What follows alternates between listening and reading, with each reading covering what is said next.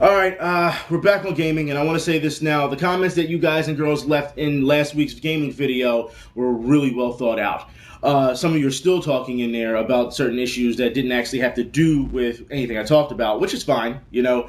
But the things that I've seen over the weekend, whether it was us talking via Twitter or on the fan page, a lot of these things are starting to come true. I want to start off with a couple updates, and then we're going to go right into the things that we just talked about last week that are now, you know, more prime examples of what I'm talking about, what you need to watch out for, because as a community, this is not going to work without us, all right? So I started out last week with the child that needed special needs, right? The special needs child who was bullied, and he was being charged with wiretapping, but then took a lesser charge of disorderly conduct, and we all thought it was disgusting, it was wrong, things of that nature. Well, I have an update for that, so we're going to start off with that, okay? So let's get started. Now, I want to say this now, all right? The child who was bullied had the charges dropped. That's right. So it took an outcry for them to get this right. They reversed the decision and decided to drop the charges for the child. Apparently, a lot of kids in the school took up arms on this, and they got outraged, and they became his voice, apparently. So it goes to show you that there are people out there who are willing to do the right thing. They're just hard to find. But when something like this, it shouldn't take to get national, I will say national attention, because it was. I mean, let's be honest, it was all over the internet. It was on fire, okay? To get this much attention and nobody do anything. And then it took that much outrage to get the courts to say, hey, okay, we're going to back down from charging them. It shouldn't have taken that. I mean, common sense should tell you, look, and the thing is, here's the thing. Even though the charges are dropped and everyone was in an outrage and the kids, you know, rallied behind him, the bullies, still nothing for them. They still didn't, no type of punishment whatsoever, still. No detention, no suspension, nothing. Nothing. So the bullies are still getting off. Nothing happened to the principal so far. You know, the special education teacher there, the mother even said that the teacher did try to stop them, but couldn't stop them. Like, nothing is happening so far.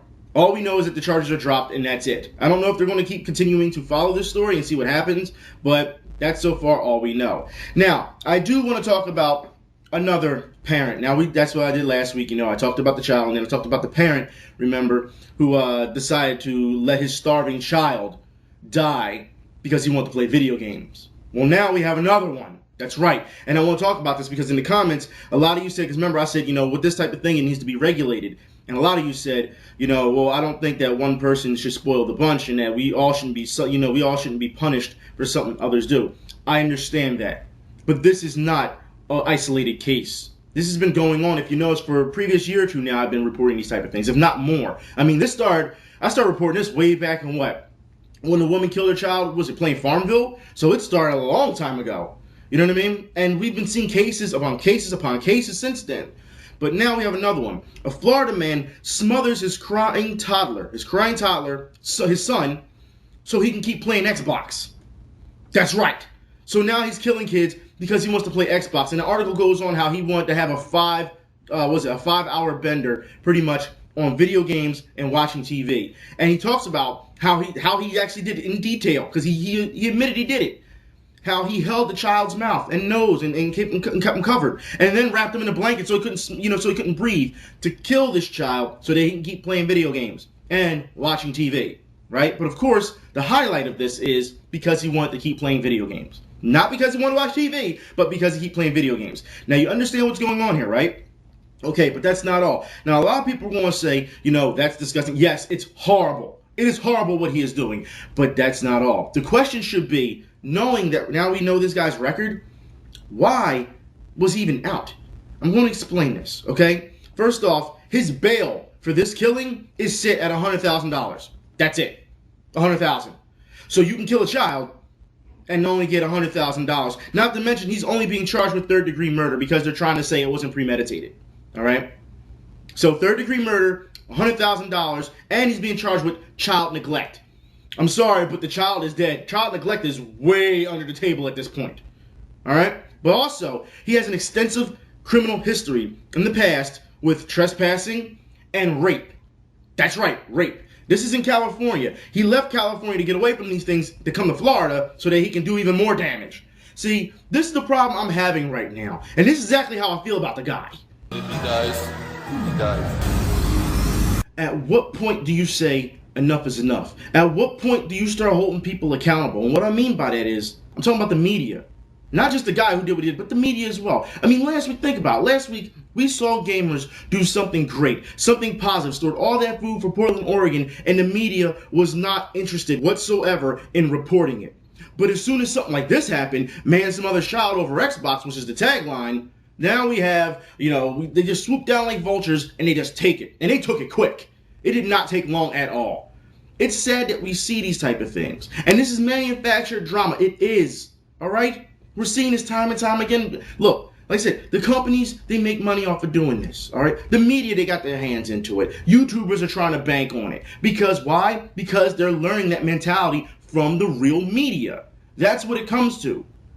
They're looking for drama because drama equals ratings. If they can't find something, they'll create something. If you don't believe me, you can watch their sweeps weeks and tell, oh, crimes are up in this area. You need to get this. You need to get that. This is what they do. They manufacture fear and panic and divide. This is what companies do as well. If you don't believe me, IGN. That's right. IGN says Sony is winning the console war. What war? How many times do we have to keep saying there is no such thing as a console war? You can like whatever console you like, but there's no war. No one's getting killed. No one's getting hurt.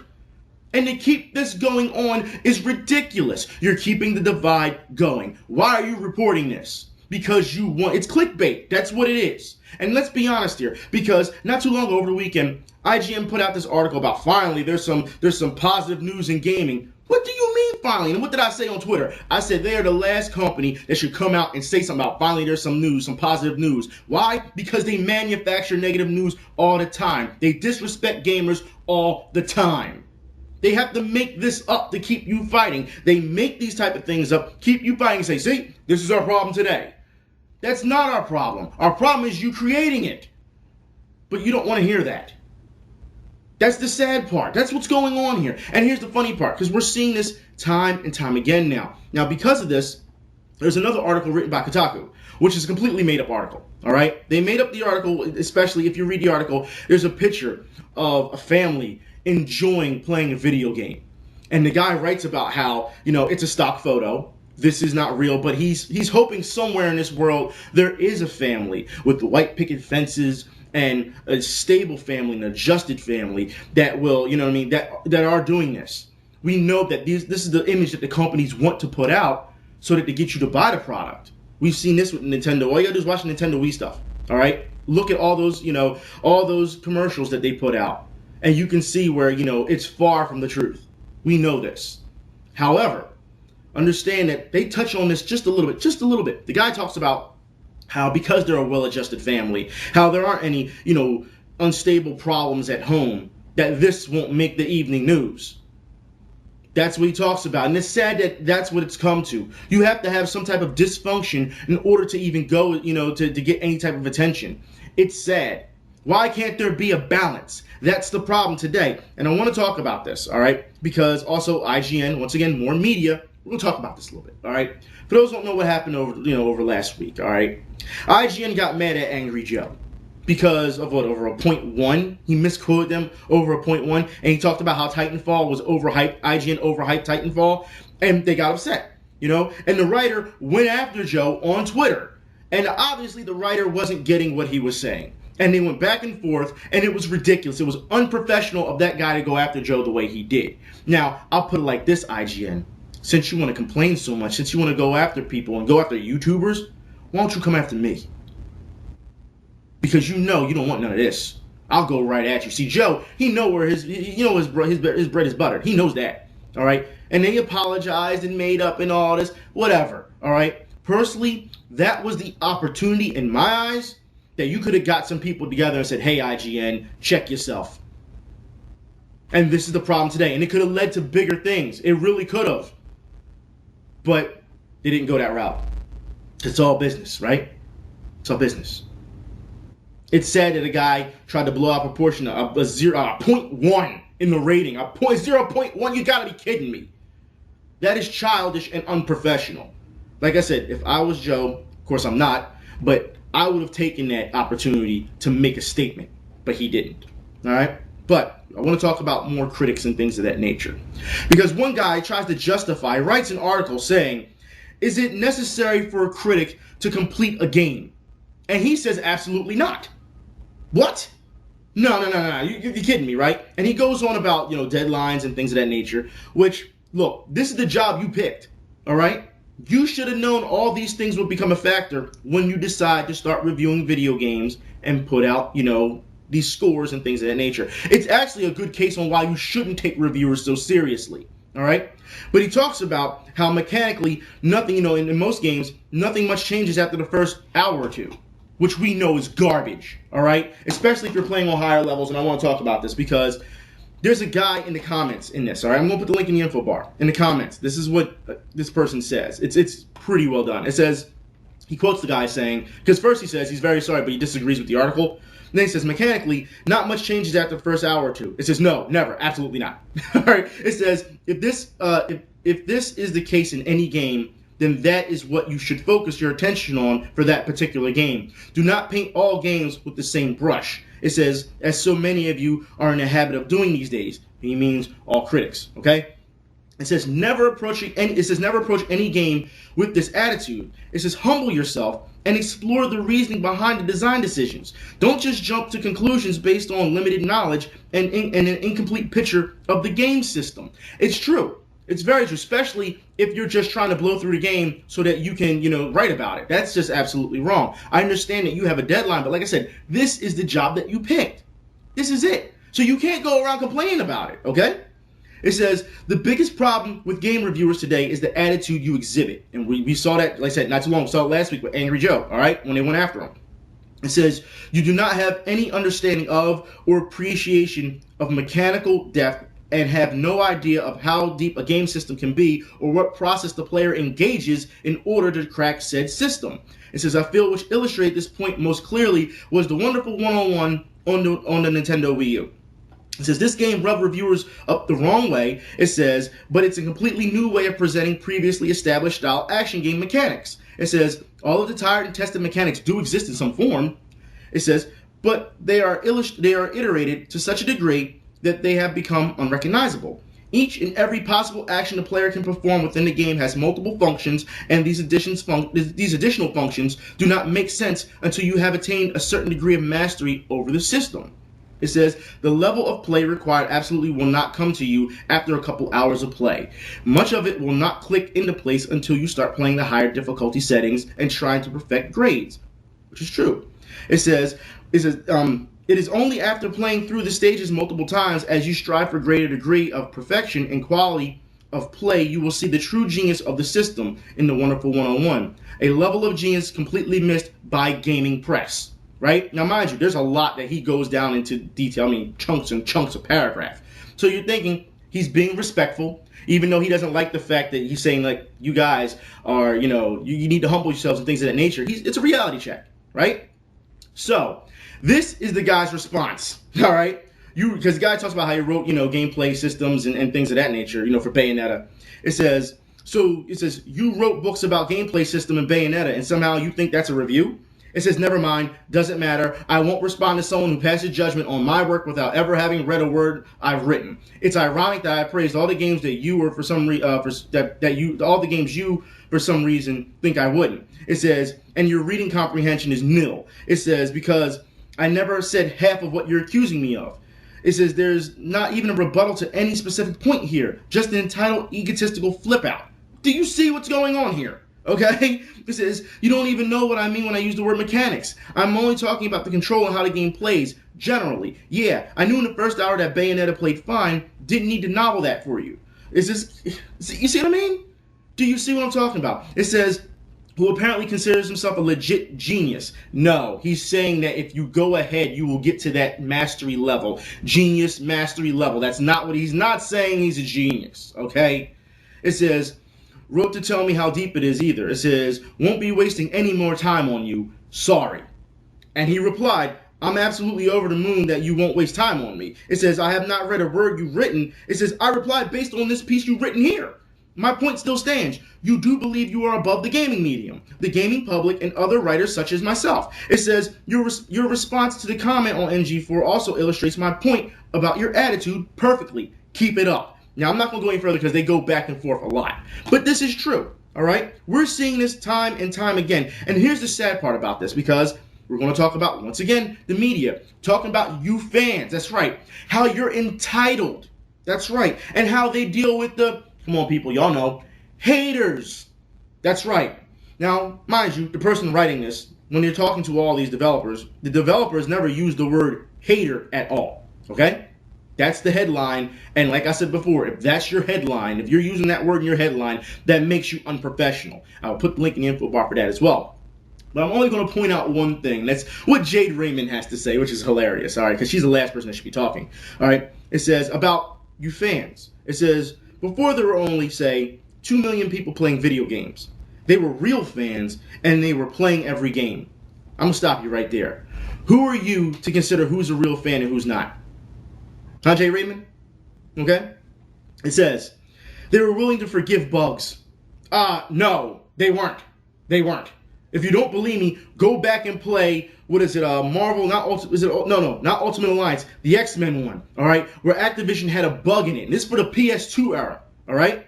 It had a bug in it. I experienced this bug. You know what I had to do? I had to contact Activision about it because you couldn't finish the game. And I was like, how do you get around this? And you know what they told me? Oh, well, you gotta wipe the memory off your memory card and then go back and reload it. What? What? No. So what I did was, because I had another memory card, I transferred the data over to another memory card and then wiped it off the original, put the new one on, started again, and it worked with no problem. But the fact is, it was a legit complaint. Activision never said, you're a hater and you're trying to forgive us. No. Not everyone is forgiven. There are bugs throughout history in games that have crashed games, that have hurt games, and gamers have complained. We have seen time and time again, when something is wrong, gamers stood up back then and developers said, okay, you're right.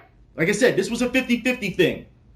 It was a you know what I mean? It was a two-way street. We respected each other. These days, not so much. So for you to try and bag on, say, well, these were real gamers back then because they let us get away with a lot of stuff, that's what you're saying, is ridiculous. Okay? Now, it says we're willing to forgive bugs and try things that weren't as much fun because they were different. It says now there are 30 million people buying and they only buy the top 5. All right? When it means video games. It says they expect perfection. I think that growing up with everything being so good, so easy to use, there are certain expectations. Understand this. Real quick, Jade Raymond, Miss Assassin's Creed. Yeah, because you're the last person to talk because you're in that top 5, okay? Let's put it like this. For people to say there are 30 million people now buying, yes, that's because you want to reach a larger market so you can become more successful, all right? They expect perfection. No. Nobody expects perfection unless you hype it up to perfection standards. That's the problem.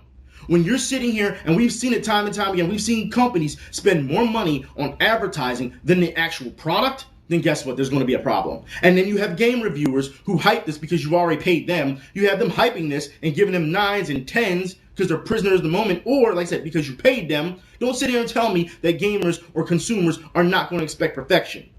Why is it that these days when you show a video game trailer, it's all CG? It's rarely any gameplay. Because you're trying to push the cinematic values of it to show that, hey, this game is going to be on a grander scale, just like a movie, not a game. That's what you do. And when you do those things, people expect more. They expect perfection. Don't sit here and tell me this. But you think that's okay. And they say, but it's easier to use. Like I said, we talked about it last week. You dumb it down because you want more money. So don't give me this. There are certain expectations. You're damn right there's certain expectations, Jane Raymond, and you should be ashamed of yourself. Anyways, I want to move on. Okay? Steam Greenlight failure leaves Indy dev to torrent his own game. Ain't that something? And they say torrent games and pirating games is wrong. The developer had to do it himself just to get his own game.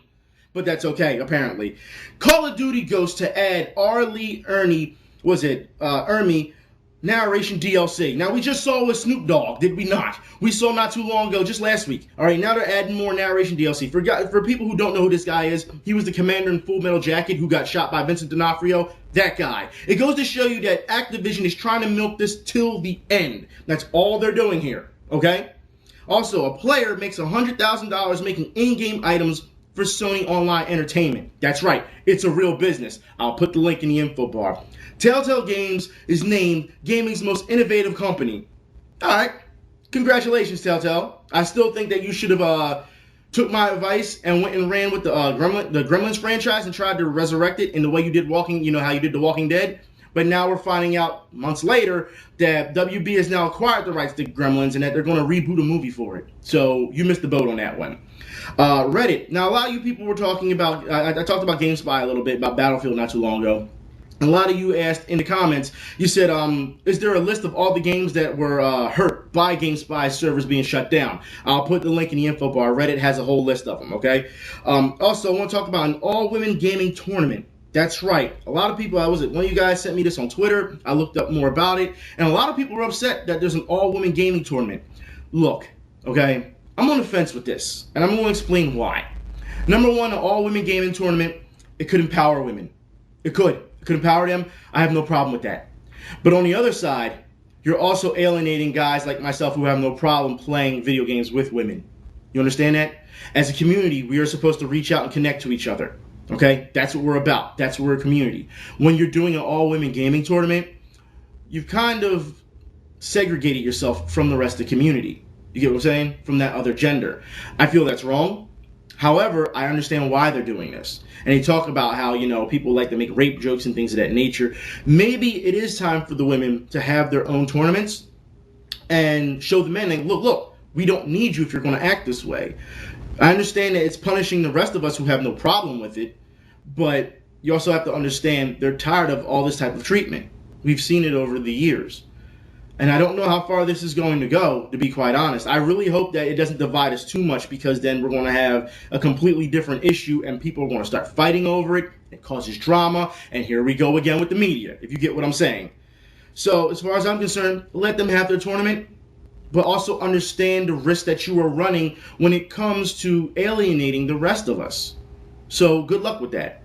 However, I do want to bring this a little bit more to light real quick. I want to, put this up on a positive note before we start back up. For those who have not seen as of late, there has been a big fan-made game that is making huge waves, all right? And yes, it's Mugen, but this looks really good. If you don't know what I'm talking about, for you Dragon Ball fans, that's right. Check out this fighting game, Hyper Dragon Ball Z.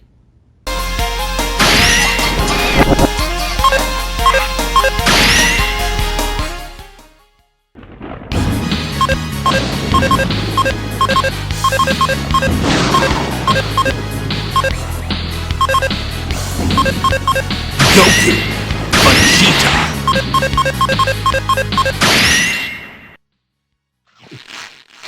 Show me what you've got. I'm really hungry. Fight me, Kakarot.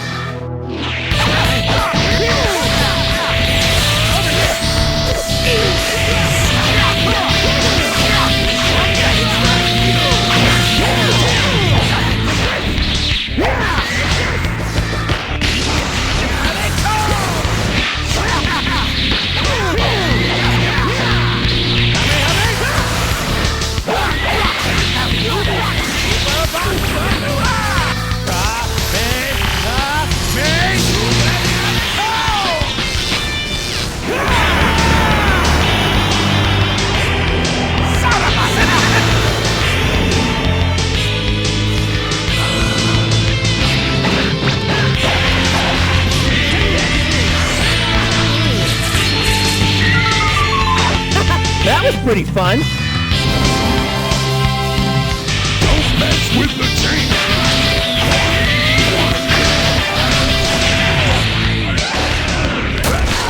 Just wait.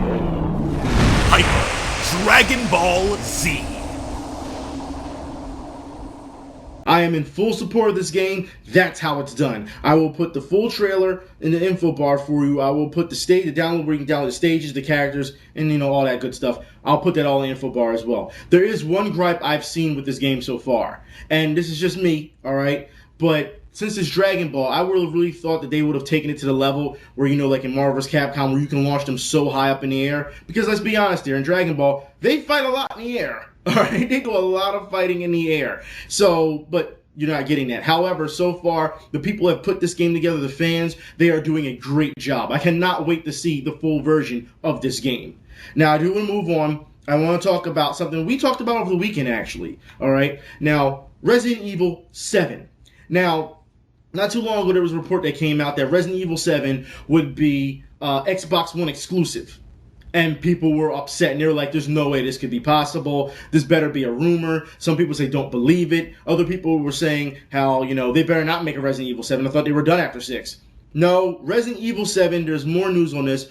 Capcom to announce Resident Evil 7 at E3 for the PS4 and possibly multiplat. And we talked about this over the weekend, what did I say? I said, hopefully, if they make this Resident Evil 7, they need to end the series. They need to end it right then and there. And in the info bar, all right, the title to Resident Evil 7, the screenshot they show, Resident Evil 7, The War Ends Now. So I'm really hoping that this is the end for Resident Evil, at least for the main story arc. All right, because for what we know, we also heard rumors of a Resident Evil reboot. So we don't know what's going to go on here. All right, but if you're going to do this, and I said this on Twitter, if you're going to do Resident Evil 7, you're going to end this. You got to bring back all the people that are still alive, the main characters that, started from the beginning. All right, that means, yes, you have to bring back Wesker. You have to. Without Wesker, this will not work. Don't tell me in Resident Evil 7 all of a sudden that you're going to, create this higher power that we have never seen. It does not work. You have to bring back Wesker. You got to bring Chris, Jill, Claire, Leon. You got to put in Barry and make him an integral part of this story. You got to bring back Rebecca, all right? There's a number of characters that are still alive that need to do this, and they need to play their part in a huge story. If you're going to go with Resident Evil 7 and say this is the end, you have to go all out. This doesn't have to be action-oriented, all right? Do this the right way, Capcom. If you're going to finish the series, at least be honorable about it. And I know Capcom and honor do not mix these days. I know, all right? But the link will be in the info bar for you. And I want to talk more about Capcom, all right? One of you guys, girls, sent me some in-depth stuff on Capcom. Now, last week I talked about how Capcom, about their financial problems. And then one of you sent me this detailed information about Capcom. So I want to talk about this real quick, all right? It says, I've been combing through Capcom's annual report, and I want to keep you updated on what I found out since Capcom is not doing so well with their gamblings. All right, so I'll put the link in the info bar for their data report, okay? Their annual report. It says people may not realize the problems of Capcom, but it has to do with this organizational structure and how much power is wielded in the hands of a few. That's right, of the few. Okay, focusing on the numbers doesn't help people realize at the decisions at the top of that permeate through the organization. So I focused on who was at the top, and there are 16 people that control Capcom. Here's a chart of the people that control Capcom. Let's look at that chart real quick. And here's an overview of the committees. So let's get the picture of that as well.